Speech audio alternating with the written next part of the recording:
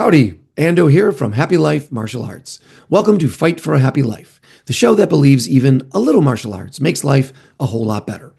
Today, the return of Stephan Kesting. Stephan is on my Mount Rushmore of internet heroes. It was his great works over at grapplearts.com that inspired me to start my own channel. In the time since, I've appeared on his podcast, he's appeared on my podcast, we even made some videos together. But today, we're going to discuss his latest accomplishment, a book. That's right, he's the author of this book, Perseverance, Life and Death in the Subarctic. This book details his 1,000-mile journey solo in a canoe through the Great White North. I think you'll find our chat has a lot of hard-earned wisdom in it. You're going to enjoy it. So, ready, set, go. Mr. Stephan Kesting, welcome back to the show, sir. Ando, it's always great to talk to you. It doesn't take much of an excuse to have me come and see. I've color coordinated with you. Who says that guys can't color coordinate? I don't want to hear it twice, but yes, today, thank you for the red. I feel supported. Let me get right to this because this is big news. You've got a book. We've got a book. Look at this thing, Perseverance, Life and Death in the Subarctic. This is amazing. I have read this book. If I were forced to write a review for it, I would say it's full of grit and wit. I would say it's full of poetry and practicality. Congratulations on yet another accomplishment, sir. Big deal. The check is in the mail, good sir.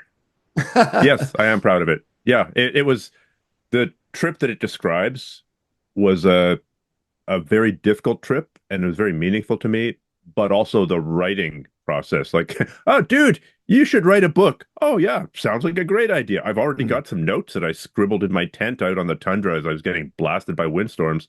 Yeah, it turns out that there's a couple of extra steps in between those notes in the tent and then the finished book, which should be out now. And it's quite a long journey, and there's a question of surviving the actual trip, but then there's also the question of surviving the writing and the publication process. So I'm doing my best.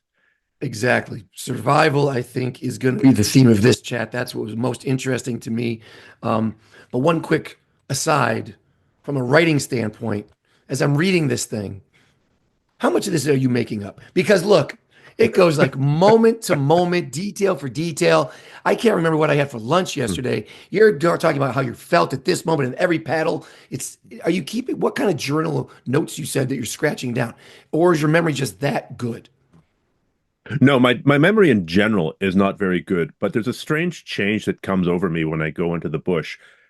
If you look at my office, it is the office of a very, very intellectual person who's got a million projects on the go, a multitasker. Translation, it's a gargantuan mess, right? A blank desk is a sign of an empty mind, I say. So my desk is not at all empty. So it's chaos. I am the guy who forgets where he puts his car keys, forgets where he puts his phone, forgets where he puts his wallet. But I go out in the bush and something happens. And all of a sudden, it really matters where I put my flashlight at night. It matters where I put, if I'm taking a shotgun, and if I'm going into bear country, where I put the shotgun, which way it's angled, where my bear spray is, where everything is in the tent, and where everything is on my body when I'm about to run whitewater. It matters which way the blade of the knife that I've got on my chest harness, on my PFD, on my life jacket, is facing. I guess the only similar analogy is I'm also a firefighter. In addition to a martial artist outdoorsman, I also pay the bills with firefighting a lot. And when I go and get on the truck, everything has to be in its right place. So in general, there's a lot of chaos in my life, but in certain areas, I become hyper organized. So I think it makes it easier to keep track of the things that are really important. Also, the detailed notes in the book were aided by going back through the notes that I made in the field, the photos that I took.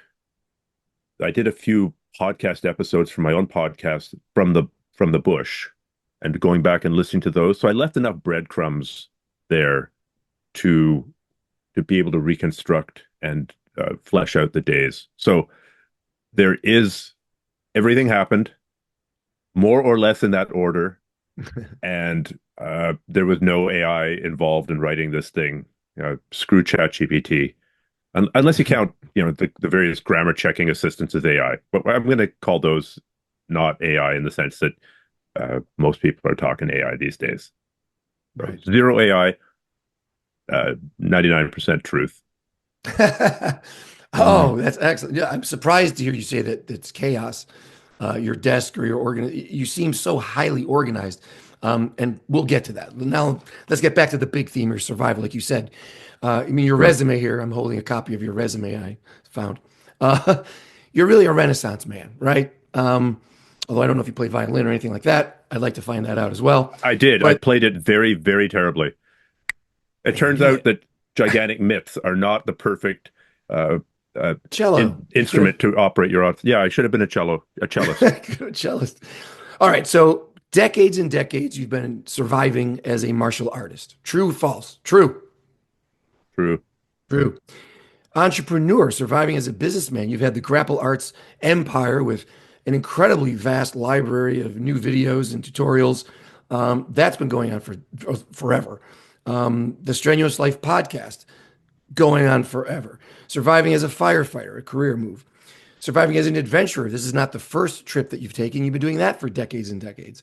Of course, now surviving, as you already uh, referred to, surviving as an author to get this book all the way out. Surviving as a husband, a father. I believe you recently had a hip replacement. Is that right? That's true. True. Yep. And of course, surviving kidney disease and I believe receiving a kidney Mm, from your brother. And that was back in 2015. Is that right? So that's right. that's an incredible list right off the bat, and these are just the things I know. Um, and yet you seem to be maintaining a cheerful disposition. You still seem to be forward moving. What if you could? Is there a thread that goes through all of this? Is there an overarching strategy that allows you not just to seemingly survive, but thrive? Mhm. I'd say that there are kind of two pillars of passion in my life. Number one is the outdoors. One of my very first memories, if I think back to being a 2 year old or 3 year old or 4 year old, memory is unreliable, but one of the first memories I have is waking up in a tent where my parents had pitched the tent on the side of a lake on some property they had bought and were thinking about building a place on. They ended up not building a place there. They built a place somewhere else, reasonably close. But for a while, they did own a piece of land on a lake. And I remember the canvas tent that we had. I remember the log that was poking through the floor that I was kind of sleeping on. And so this has kind of been a theme that's carried on. And then, of course, the other passion is martial arts. And that developed a little bit later, I'd say about age 8 or 9, and then really blossomed in my early teens. And so that's been another constant in my life. And I think in terms of juggling all these things, there are two things that are important. One is prioritization. There are many things I don't do. Right? I don't follow sports at all. I'm a Canadian. I couldn't care less about hockey. I barely know that there's a game called football. I'm a very poor conversationalist sometimes because when everyone's talking sports, because I don't know and I don't care. And if you want to get a bunch of stuff done, it's also about what is the stuff that you're not doing. Mm, Uh, so, I don't have a TV in the house. I haven't had a TV for decades. Occasionally, maybe once or twice a year, I'll watch a Netflix series. So that's maybe 20 hours of time a year that I waste on that, waste or invest, depending how mm. you think of it. But again, that means I'm cut off from a fair bit of pop culture. I have no idea what's going on The Bachelor. I have no idea what's going on in you know Yellowstone or whatever the zombie show that just keeps on having offshoots. The Walking Dead. I have no idea. I don't know. I guess if I was quadriplegic and lying there in a hospital bed for the rest of my life, I'd catch up on my pop culture. So on the one side, it's what do I ignore? What do I not do? Mhm. And on the other side, it's how do all these things work together? In a certain way, there is a lot of overlap between martial arts training and outdoor training. That might seem a little bit weird because martial arts training, you're planning to fight against another human. and you're training with other humans essentially in a group. I mean, unless you're a Shaolin monk hopping around in a bamboo forest doing, your kata on the Don't bamboo, start going which down we've the talked. mocking of kung fu. Man. Don't go Yeah. there. No, I'm mocking about I'm mocking the training method that produces miraculous results if you don't have a training partner and That you're was pure not mocking. training That against was any kind pure of mocking resistance. right there. Oh my God. I Uh, did speak to Sifu Randy Brown before this interview saying, hey, I'll be talking to oh, Stephan today. I said, in case you haven't been following him, he does still poke fun at karate and kung fu. He just can't help himself. So I know this is going to be a long-standing issue between all of us. well, I also took a swipe at Australian breakdancing not too long ago on my various social media. So you're in good company. Uh, you put us Yeah. in the same You, class as the Randy Australian Brown, and breakdancers. Raygun, an Olympic, I see. competitor. Uh, but what are the commonalities, right? What are the commonalities between these things? So one of the commonalities would be the the importance of grit and endurance and perseverance, and more importantly, how do you develop that? And things like basic physical endurance and basic physical strength that are important no matter what you're doing, whether you're doing seven-star praying mantis kung fu, whether you're doing jiu-jitsu, whether you're doing kickboxing, whether you're portaging a canoe across a 2,000-year-old native trade route that's not followed anymore these days. Mm. It's important to have strength. It's important to have endurance, and those things carry over. It's important to be mentally tough. Those things carry over. There's a lot of transferability. So, same goes for firefighting, right? You're trying to make intelligent decisions under pressure Mm. is important. That's important regardless of if you've got me in a headlock from hell on the ground at Kesagatama and you're just reefing on my head. There's right things to do and there's wrong things to do, and it's all complicated by the fact that I'm having a rather emotional reaction to getting smushed, and I have to stay calm and have to do the right thing. If I'm in a fire and something's going wrong or I've lost my orientation, I have to stay calm, I have to do the right things. If I'm in the middle of a giant whitewater rapid and I see something really bad downstream, I have to stay calm and I have to figure out what to do. Even if that thing that you have to do is a giant 10 out of 10 adrenaline surge and kind of that inchoate, not very coordinated, massive, using all of your strength to do one thing, you have to intelligently decide to become unintelligently strong in that moment. Mm.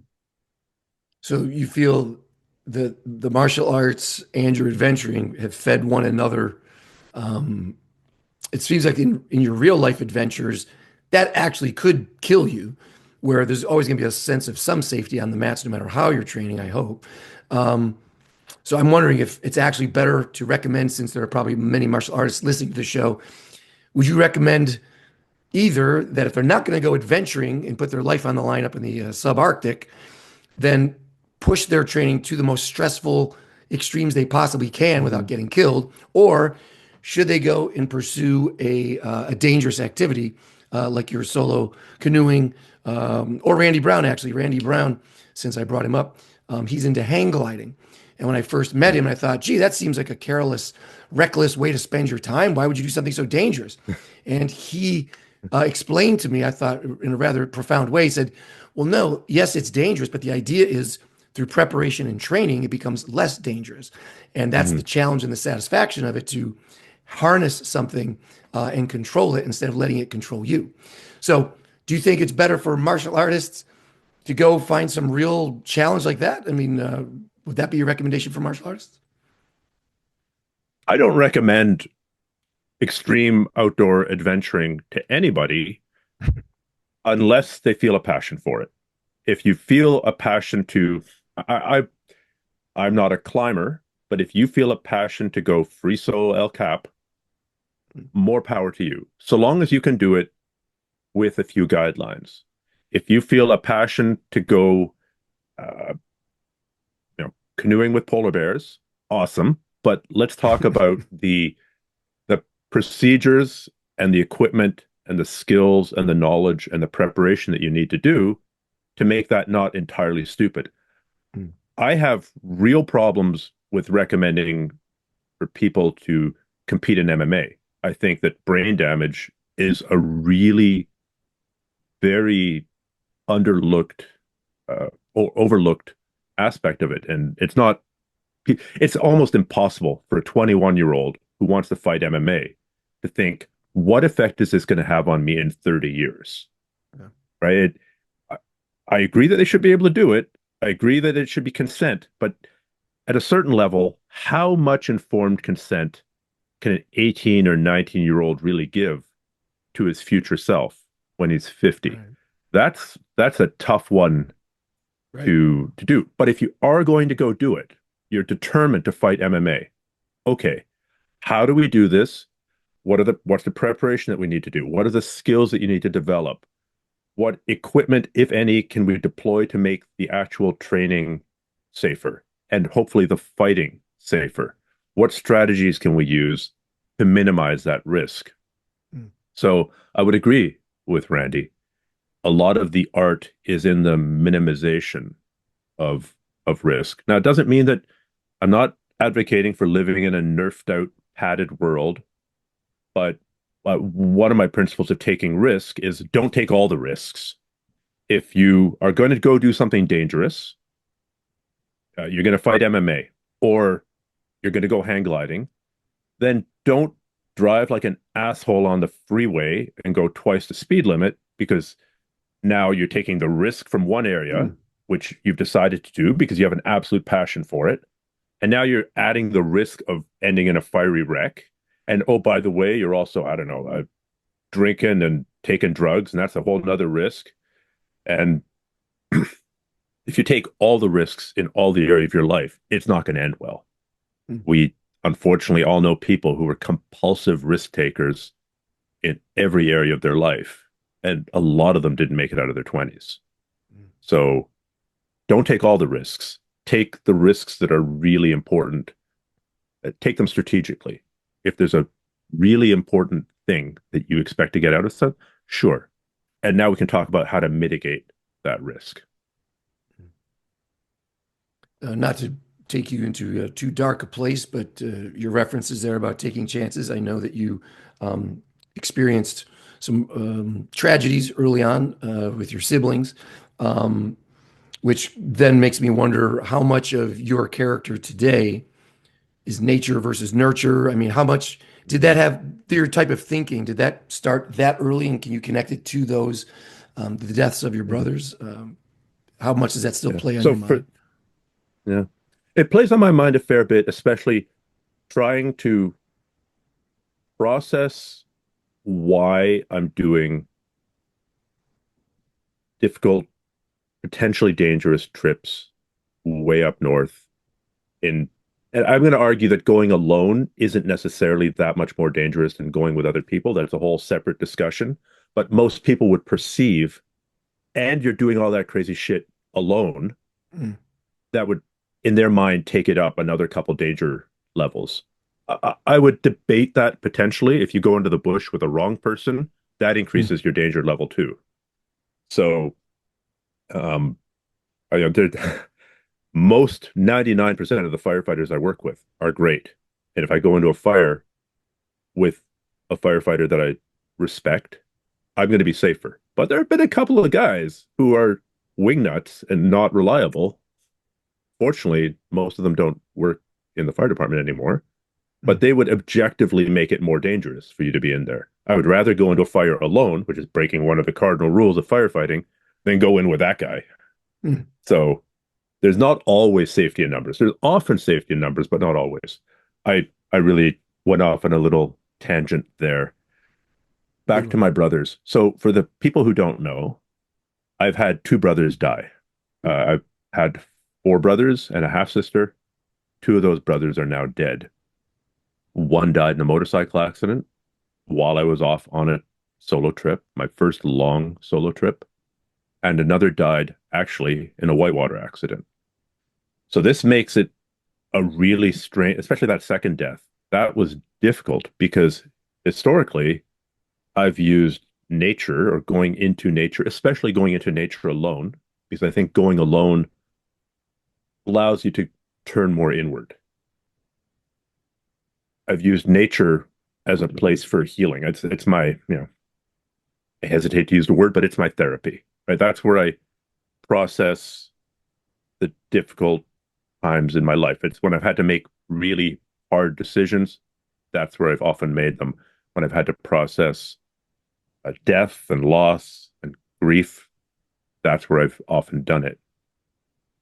And so when my second brother drowned doing something incredibly stupid, he went and paddled a really difficult whitewater river in a canoe that's like the canoe that you'd buy at Walmart. It was not a specialized canoe. There were three guys in the canoe. They had two paddles and two life jackets. They had no wetsuits. It's spring flood. It's ice cold water. Um, my brother was the ringleader, so he at least did the semi-responsible thing of giving the other kids the life jackets. But when it was all said and done, because he was dead and the other two kids survived. So now, how do I, as somebody who's always gone into the woods to heal or to start healing, go into the woods when my damn brother died in the woods? So I don't have an answer for that one, actually, Ando. Like it's just maybe I was so attached to this is my place of healing that I can't let this incident interfere with that, because then what am I left with? Uh, and I'll say that the trip that I write about in that book, that came reasonably soon after my own brush with mortality, my closest brush with death, which was dying of kidney failure, right? A polycystic kidney disease. It's a genetic condition where your kidneys gradually fall off a cliff. And 50 years ago, I would be dead. 100 years ago, I'd be dead. 1,000 years ago, I'd be dead if it wasn't for modern medicine and to some extent modern pharmaceuticals. We wouldn't be having this podcast, and you might remember me from the first time we met, but we wouldn't have met a second time, and certainly not today. So the this trip represented my own attempt to deal with mortality, I think. But that wasn't, I didn't go into it thinking I must deal with my mortality. It's like I went into it thinking I want to do this trip. And then as you do it, you create the mental space. It's kind of there's a examples of Zen monks reaching enlightenment, cutting bamboo or raking gravel. So I wasn't cutting bamboo. I wasn't raking gravel. I was taking 20 to 30,000 paddle strokes a day, working really hard, but that allowed the mind, the sort of the deeper mind to be detached from, your phone pinging all the time, or oh God, I got to get here, and then I got to fill up the car, and then I got to run to this meeting, and then I got to do this, and then I got to go pick up groceries. No, life becomes pretty simple out there. You sleep, you travel, and you eat, and everything that you do is designed to assist you with sleeping, eating, or traveling. And so that reduction down really helps create some room that's hard to find in the modern world when you've got bloody notifications going off on your phone all the time. Mm. Speaking of which, and thank you for all of that. Yeah, you spoke about paddling as like a moving meditation. Clearly, you value isolation, and yet you are highly active in all social media platforms that I can see. um, so, how do you balance, or is that the balance? Is that as extreme as you go into isolation on these long treks? When you're in civilization, it seems like you're on social media constantly. Just the amount of time. I mean, I just put up one podcast a month. You're cranking out material like every day. You're posting multiple times. Mm. Again, time management questions aside, is that the balance for you? Do you feel you need to do that, or is that just a business idea that you just suffer through, or how do you justify both sides of this yourself? Yeah. I think there's a slight um, pressure from a business side of things to do it, but more importantly, the I think it's okay to have extremes in life. It's okay to be working out as hard as you possibly can in the gym and then sleeping at night and not moving, right? You need this uh, dichotomy, right? You shouldn't be working out a little bit and sleeping at all times. You shouldn't be really, really tired, falling asleep and doing a 24-hour long session at the gym. Nobody, that would not be a productive way to improve at anything. You would just get really, really injured and really, really sick, and then you would die. So you need, or I think it's entirely acceptable to have these extremes in life. And I look to these, I don't want to spend my entire life living in a little hut in the woods, completely separated from everybody. I am an introvert, but I'm not like the prototypical, rocking back and forth in the corner, humming to myself level of introvert, at least not on most days. And I really do enjoy social interactions. It's one definition of introvert that I like is it's has to do with where do you go or what do you do to regenerate when you're feeling tired. If you're a wild extrovert and you're feeling run down and tired, you might go out to a coffee shop because you'll be surrounded by people. Then you would go hang out with friends. Then you want to like, I don't know, go to a football game just to have that energy of the people. Whereas an introvert generally finds that drain when they're down, they find that draining. Mm. When they're down and they need to recharge, they need to be in a quiet room by themselves or in a quiet tent hundreds of miles from the nearest human being. That's a profoundly regenerative experience. Doesn't mean that you live there all the time. So I don't really see a discrepancy between having both of those things in your life. Everything there's a season. There's a time to be alone, and there's a time to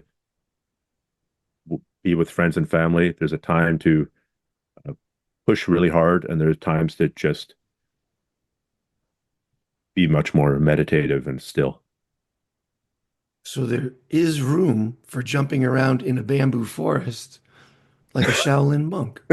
Oh, It if sounds you want to like jump, if that makes you happy, go for it. Nothing I said. If jumping around in a bamboo forest, wearing robes, just and saying. training to avenge your father's death is what drives you, Now, why'd you have to make that then silly? No, no, no, no. if it You makes you paddle happy, 20, 30,000 strokes a day. Someone goes and hits a bamboo tree, 30,000. He's in the forest. I think you have a lot more in common with the Shaolin monks in your vision than you think, my friend. Interview over. you are That's all I very, wanted. you're very, yeah, and mic drop. Yeah. No, but and of course, whether you, I'm sure you know because you started in Chinese arts. There's the whole tradition of the standing meditations, the Zhanzhuang, Mhm. standing like a tree, finding isolation, and purposely building into your training times you could be isolated even without the paddling, just staying still. And for as long as you Mhm. can in different positions, just to make it difficult, just I to was shut never good at everything that. out. I was never, I find that in general, movement beats meditation. And moving meditation might be the answer, but Mm. the I have dismally failed at all of my attempts at meditation, whether that's uh, qigong style meditation or seated meditation. It doesn't work for me. But what I did find work for me is exactly what I've been talking about. That Yeah, that is, it serves the same purpose. It gets to the same destination by a different route, I think, or at least a similar destination. absolutely. Absolutely. Yeah, we can agree on that. I would say every time because I follow your accounts and your Instagram account, we should give a shout out for that before we forget at Essential Wilderness. Is that right? Yeah, my social media is bifurcated or multiple personality right now. I've got the Right. martial art side of things, which is Hmm. mostly under the Stephan Kesting handle. And then I've got the outdoor stuff, which is mostly under the Essential Wilderness channel. So yeah, That's right. just to make life easier for myself, I decided to double my social media output into both of those different fields. Yes, and as a little challenge to anybody who's listening to this, if you want to know the best response to a bear attack, and you have a 12 gauge shotgun or you have bear spray at your disposal, which do you think? Don't answer this, Stefan, 'cause that's I know you know the answer, but I would like the listeners to have to go sign up for your Essential Wilderness Instagram account and scroll through until you find that answer because I didn't know. I thought it was an interesting argument. 12 gauge shotgun versus bear spray. Which would you pick if you're being Yeah. chased down by a bear? So The I'll let them the look that up. full version of that argument, where I actually look at data and talk essentially about evaluating data sources and meta-analysis of multiple data sources, is on YouTube. If you do what's better, shotgun, firearms, or bear spray Kesting on YouTube, you'll find the half-hour long breakdown of that. And Mhm. man, people get heated. It's amazing. I've deleted the absolute most offensive comments, but when you step on this, when you even begin to approach this, it's the third rail of the internet. It's amazing. If you ever get down with how shitty the internet is, and it's pretty shitty. I don't know if you know that. It's one of the downsides of me being on it all the time. We got to remind ourselves that a lot of these are, there are keyboard warriors who live in their mom's basements, who spend all day essentially trying to make people feel awful. But also a lot of it is just aren't human beings at all. And even innocuous comments on your video about how to repair the fender of a Mustang, those might not be real people. I had not planned on survival tips for social media comments, but that's actually good stuff right there. Yes, thank you. I need to remind myself of that as well.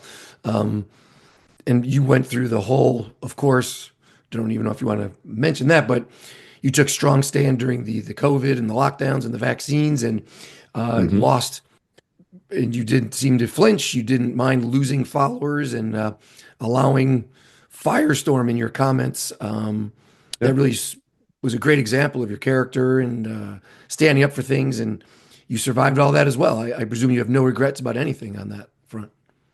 It was a tough time. I mean, I have a couple of biology degrees. I've worked as a research scientist. I've worked in biology labs. I've worked on, I understand experimental design. I have a pretty good grasp of microbiology. Immunology is an insanely complicated topic, but I have just enough of that to say that I support science. And I thought to myself, yeah, I've got a social media presence.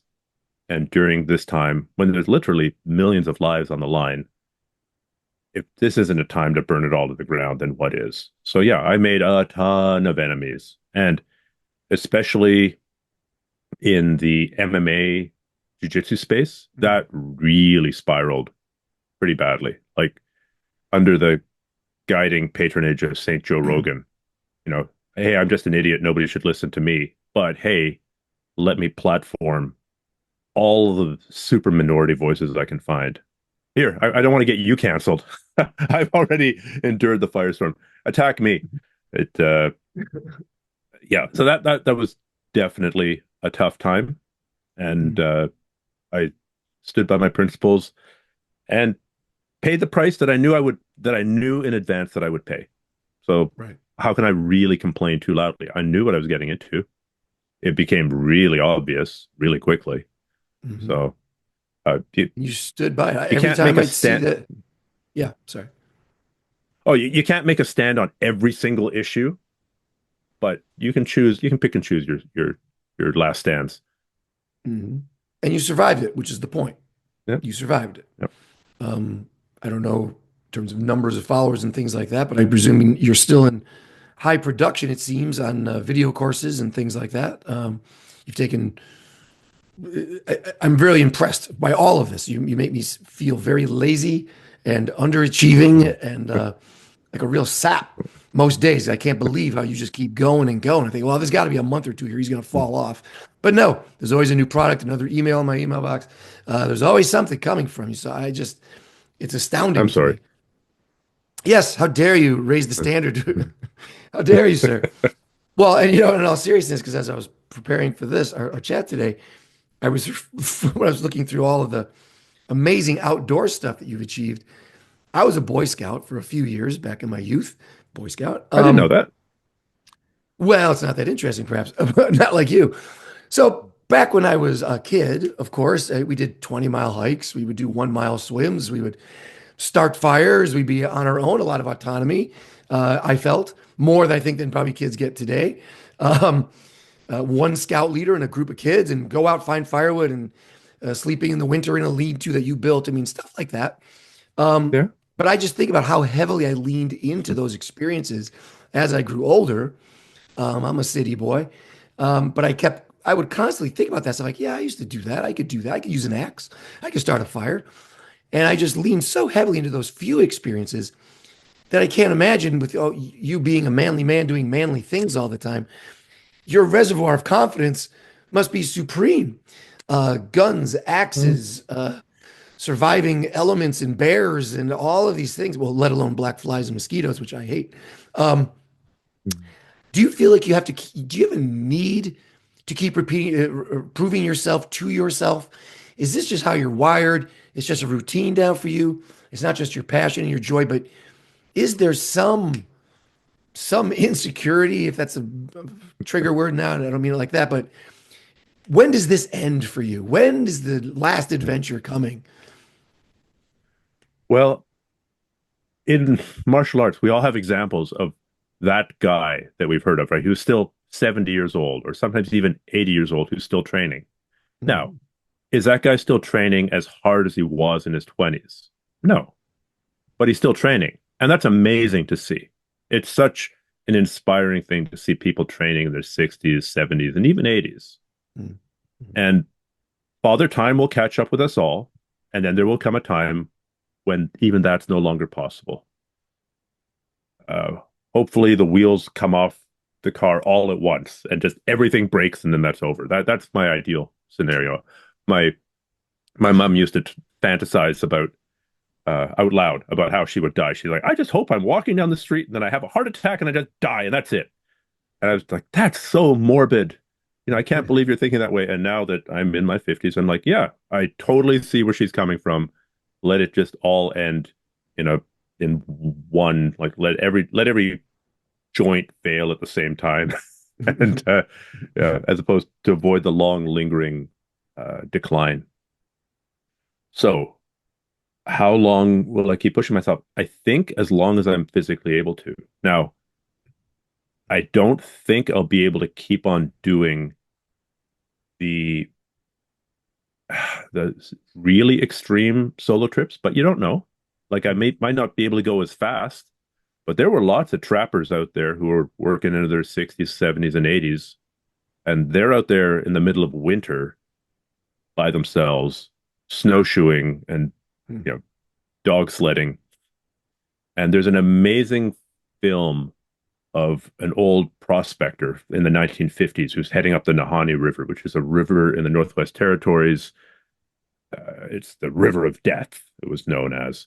The series of canyons. And this guy in his 80s is just fighting his way up this river with an outboard motor and like a pole, like pushing himself up the whitewater.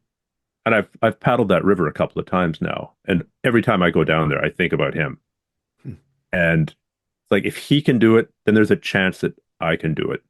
Is it a passion? It's a passion. I mean, it's really hard, but it also takes you to incredibly beautiful places. I think uh, the most beautiful places I've ever been to, many of them would be in the north. And something like catching the caribou migration and having hundreds and hundreds and hundreds and hundreds of caribou pass around you and in front of you, that's a peak experience. That's worth a little bit of suffering, or that's even worth quite a bit of suffering. And it's not a guarantee, right? You can go up there. I was up in Nunavut this last summer, and I did see some caribou, but I missed the caribou herd. The caribou herd, it turns out, I talked to the Inuit later, was about 60 kilometers, 40 miles north of me. That's where the main body of the caribou was. So I didn't catch them this year. I caught a couple stragglers. I think I saw three or four, which is cool, but it's still not like getting hit by the whole herd. That's amazing. In terms of insecurities, no, I think martial arts, I think, started as an insecurity, like so many of us, you know, 8-year-old, 9-year-old, 10-year-old kid in grade school, lost a couple of fights, won a couple of fights, was worried about getting bullied.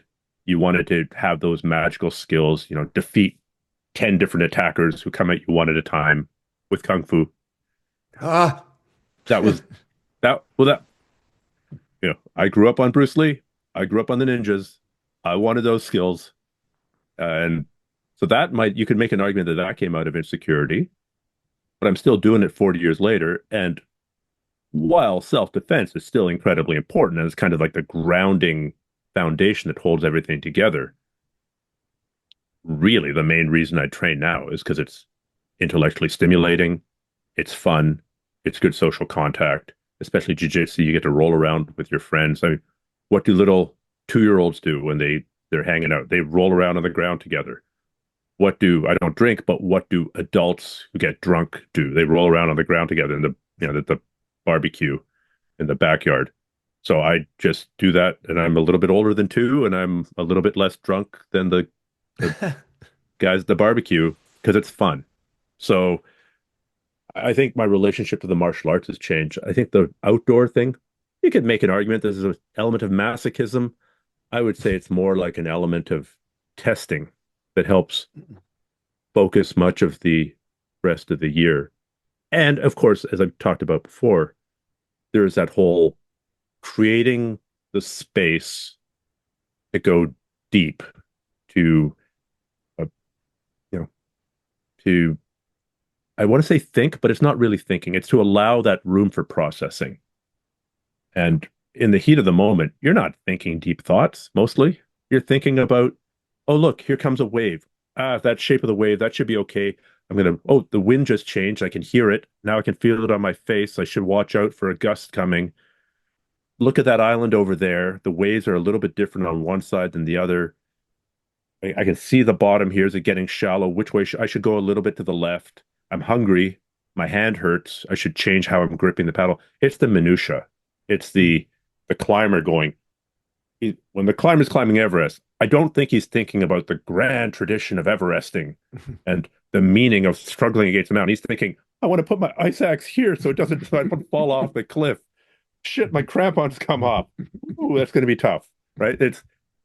You're dealing with the minutia. Same thing. If you and I'll go with the jiu-jitsu example, rolling around on the ground trying to tear each other's arms off, we're not thinking, man, this martial arts stuff is such a profoundly transformative experience. I'm going, shit, Ando's got my arm. What do I need to do? Okay, I'm going to try and slip my elbow. That's what I'm thinking about. I'm not thinking about the big picture in the moment. right, Maybe afterwards. right. I have a quote from the book I pulled, which is, I think, fitting. Here's the quote. There is a certain glory in voluntarily embracing suffering and risking failure to get to transformation and transcendence. And then you say, regardless of what happens now, I'm a little different from when I began. So let me ask you about change. Because you've been doing the same activities for a long time. I could understand if you were a 50-year-old man, just started martial arts and saying, wow, this has been a quite big change for me. I just took my first solo canoe trip. Something changed. But you've been doing all these things for decades. So at this point, since this is one of your markers of success in growing, like how did I change? What happened here? What are you still changing? How are you still learning? What's going on? Is there anything you can share, if not from this particular trip, from any of these? Because you keep doing the same activities. So what else is Mhm. there left to change at this point? That's a valid question. And I'll say for the last, certainly as a firefighter, things have been changing. And I think in the next couple of years, I can see a big shift coming. I can feel it. Like it's time for example, I'll have done the number of years I need to do in the fire department to be able to retire. So I'm still reasonably young, but great. That chapter of my life was super appreciated. I had a great time. I got to experience some amazing things. And now that's done, which will free up time. And so I'm right now I'm in the process of trying to figure out what the next steps are. And I don't know right now. And it's a kind of sitting with that to uh to try and weigh out what comes next and what the next challenges will be, what the next mode of self-expression will be. I imagine, like, I don't think I'll stop doing martial arts. I don't think I'll stop doing outdoor stuff, but how that's going to change and the ways, there's many ways to be involved in martial arts, right? You could make instructionals, you could make videos, you can teach classes, you can just do seminars, you can run an organization, you can start a new martial art. There's many, many ways you can evolve. And I don't yet know what's next. If only I had a tried and true method of figuring out, of creating space and going deep and figuring out what to do next. It was on a long solo canoe trip years ago that I decided that I wanted to go and do my master's in biology, in Arctic biology, specifically climate change in the Arctic. There. Oh no, I've let my political colors fly. I believe in climate change. Um, so, but on that trip, it's like, what the hell do I do next? And spending weeks and weeks thinking about it, kind of like letting that program run in the background as I'm busy slapping black flies, I came out of that with an answer. So I don't know what's next, but I think I know the process that I'm going to use to get to the answer for that question. I'm going to reframe my question just once because, yes, that's how you choose your next goals is interesting. And I was asking also what you as a personality, I mean, you've already proven that you're tough, you've proven that you've got grit, you've proven you can go through suffering. So, as a person, how are you changing, even though you're repeating the exact same activities? Um, Again, if it was a new activity, obviously you say, "Oh my God, I'm so much this or that." But what do you still gain out of your martial arts training, for instance? How are you changing as a person anymore? You've been choked enough times, you've choked enough times. So, what more are you learning about yourself? Yeah, I guess there's a difference. What more are you learning? Because I'm learning new and interesting ways to choke somebody, but I don't think that's what you're asking. No. Um,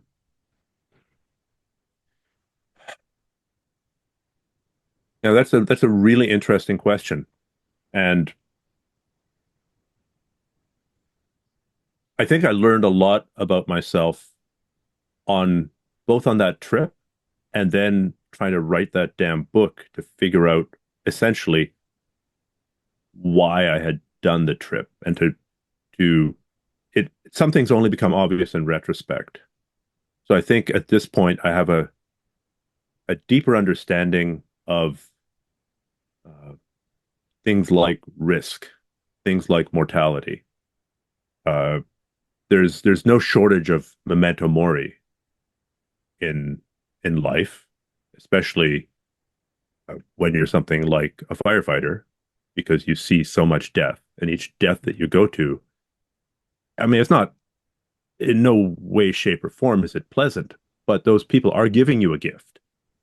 Those people are giving you essentially a reminder that life is short and that you're going to die. So why do I keep doing it? I guess there's, you know, fundamentally, I enjoy it. Fundamentally, it builds an element of challenge into life. Because if you just relax and you never embrace any kind of challenge, then you're certainly not going to grow. Do you necessarily know how you're going to change when you embrace a challenge? You don't. So sometimes it can be unexpected developments. So yeah, I think I have a much better answer for you in the next uh, year or so, Ando. I Okay. really feel like I'm on the cusp of something, but I don't know what it is yet. So by doing these things, I think it's moving me forward towards that. I think that's an interesting answer because any question I'm asking you, I'm asking of myself at the same time because I'm self-centered. And when my wife asks me as I go out to a jujitsu class or out to go train kung fu, she's like, what are you trying to do? Like, you're not competing. You don't, what are you still trying to learn? What are you doing? And I think I like what you said that sometimes it's only in retrospect that you figure that out. What I trust is the process of the work because in the past that has yielded fruit. So if you just keep tilling that soil and you just keep showing up, then a year or two goes by or 5 years go by and you say, oh, I am different than I was that time ago. And I'm glad I stuck to this as opposed to withdrawing, not doing anything. Certainly no progress can be made there. So we're alive. We should work while we have the chance, work while the sun is shining, make hay while the sun's shining. And so I like that. It doesn't have to be an answer now. Yeah. It's after the fact. And we do have to acknowledge that perhaps we're just doing these things out of habit. And perhaps whatever the end goal is, we could get there faster going a different route. We don't know. Like you can't run the same experiment twice on your own goddamn life. And that is one Right. of the difficulties, right? We have to be open to the idea that we're wrong about things and that we're pursuing the wrong path. And that's actually one of the hardest questions. When do you stop doing something? Mm. And it certainly in the wilderness, it really becomes clear because the consequences are so high. Do I keep going today? Yes or no? Well, on the one hand, is my gas tank completely empty? Right? If I could keep going. On the other hand, just because I'm down to 20% on my gas tank, it might not be smart to keep going because then if something goes wrong, now I'm at zero. Mm. And now I'm really in trouble. And I have no reserve left to give. So when do you quit? Well, it's a really complicated decision. If you were working on a new business, say, you're going to do a startup I don't know, you're in California, you know the startup business better than I. You're going to develop the the Uber of water bottles, right? You're going to, I don't know how that would work, but that's, you do, That's not a good you've idea. you've got the Uber of water bottles and you've sunk 5 years or 3 years of your life into this heart, mind, body, and soul, and it's not yielding any fruit. Do you keep going? Is success just around the corner? Because there are so many stories out there of the guy who was almost there. He was failing, failing, failing, and then just at the last minute, the it all turned around. And we're attracted to those stories. Mm. On the other hand, it's probably a much more common story that the guy kept working at something, working something, working something, and failed. And we never heard about that story because it's not as good a story. We have a bias towards telling the stories with a glorious result. I wonder, I think was it FedEx, where the company was on such slim financial legs that eventually the president of FedEx, I hope I'm getting the story right, flew to Vegas, took his all the remaining money, put it all on red, spun. It went on, the wheel ended up on red, and now he had enough money to continue for another couple of weeks. And that's when the company actually made its breakthrough. Wow. We know about that story, even though I don't know the details, because it was a success. If it had been a failure, we would have never heard of it. So we are attracted to stories of success, and knowing when to quit, like that's a tough decision. That's something that a lot of people struggle with because you can't keep on doing everything that you've ever done. I tried to become a kiteboarder. I went and bought the kites and I went and bought the board and I went and bought all the gear and I would very, very regularly go out and do it. I would go out and do it once a year and get thrashed, just get waterboarded through the icy waters of Howe Sound. And I would just learn a tiny bit. And then in the next 364 days, I would forget all of it. And I just didn't have the time. That'd be a cool activity. I think nobody's out there going, oh, kiteboarding. That's so boring. Everyone thinks it's cool. I think it's cool. But I had to quit when I finally came to the painful realization that I didn't have the time to invest more than one afternoon a year in this activity, and that was probably not going to yield the results I wanted. That was a hard lesson. Yeah. Yeah. Well, and this harkens back to one of your first pieces of advice here about prioritization. Mm, Knowing what you should not be doing is just as important as what you should be doing. And so at a certain point in life, you got to make some cuts. And if you're not yeah. suffering too much from the cuts, then you probably made a good choice. So if I could, I know you've been very generous with your time, of course. Let me kind of put this at you to kind of wrap things up. You had a mantra in your book. It's not a spoiler alert. No more mistakes. And that stuck in my head, like no more mistakes, particularly as we get older, get deeper into your passion of choice. It starts getting clearer, like what is a mistake, what's not a mistake. For you, what mistakes at this point as a lifestyle, for your life, like what mistakes would you think are the cardinal mistakes that you were able to overcome or that you feel people might be making around you that you wish everybody could get rid of that mistake? Is there something that sticks out in your mind? Well, let me just first contextualize what I meant when I was telling myself no more mistakes. I meant no more mistakes that are potentially catastrophic and game ending. Because if you're out of the game, then you can't win. And one of the tenets of Brazilian Jiu-Jitsu is survive first, win later. What does that mean? It means don't get knocked out, don't get submitted, or in the case of a fight, don't get KO'd early. Because in the initial flurry of a fight or in the initial flurry of a match when there's everyone's got a ton of energy, a lot of things can go wrong. A lot of things can go wrong in that first 5 to 10 seconds of, say, a street fight because everybody's a superhero and everybody's got two or three really powerful haymakers in them. It doesn't matter if the guy's untrained. If that super powerful haymaker lands on your chin, you might be going nighty night. So don't get knocked out in the first 5 seconds. And I have several friends who fought MMA. And when they really made the jump up to the next level, it was when they were like, they finally got to the point where I am just going to execute my game plan and I'm going to not make any mistakes. It doesn't, and by mistake in that context means a potentially fight ending mistake. So I believe in making mistakes.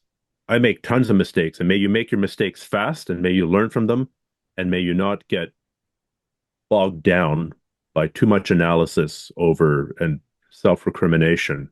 Oh God, I can't believe I made this stupid decision. On the other hand, don't make any mistakes that could take you out of the game permanently. Like uh, I'm not of giving financial advice, but it's a podcast. So by definition, podcasters are allowed to give advice on everything. So let me give some financial advice. Don't crack open your piggy bank and add that money to your bank account and max out all your credit cards and sell everything you own to put it all on one stock in the stock market. It's a radical idea, I know. A lot of people I know did that with Tesla, and eventually they're going to wear it. But the point is, if that's a potentially catastrophic mistake, if that stock goes belly up, you've just lost everything. You're out of the game.